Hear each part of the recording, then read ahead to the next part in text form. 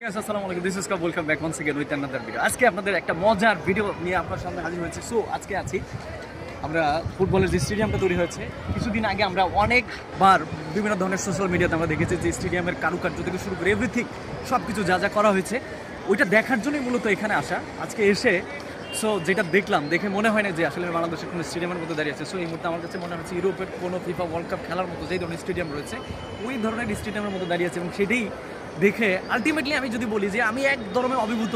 এরকম স্টেডিয়াম বাংলাদেশে এ যাবৎকালে এত সুন্দর, এত পরিবেশ, এত কারুকার্য সব কিছু everything what ever like that সব কিছু মনে যদি বলি আউটস্ট্যান্ডিং লেভেলে। সো আপনি যদি এখানে খেলা দেখতে আসেন আপনার কাছে কখনই মনে হবে না এটা বাংলাদেশের কোনো স্টেডিয়াম।